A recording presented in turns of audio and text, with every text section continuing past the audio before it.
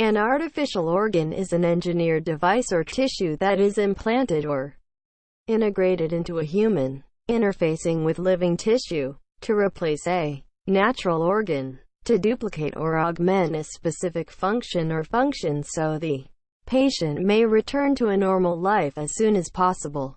The replaced function does not have to be related to life support, but it often is. For example, replacement bones and joints, such as those found in hip replacements, could also be considered artificial organs.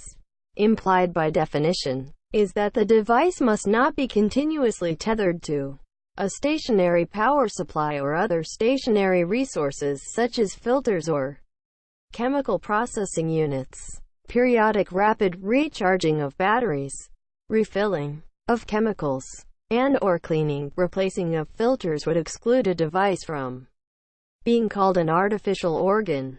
Thus, a dialysis machine, while a very successful and critically important life support device that almost completely replaces the duties of a kidney, is not an artificial organ. Thanks for watching. Please like and subscribe.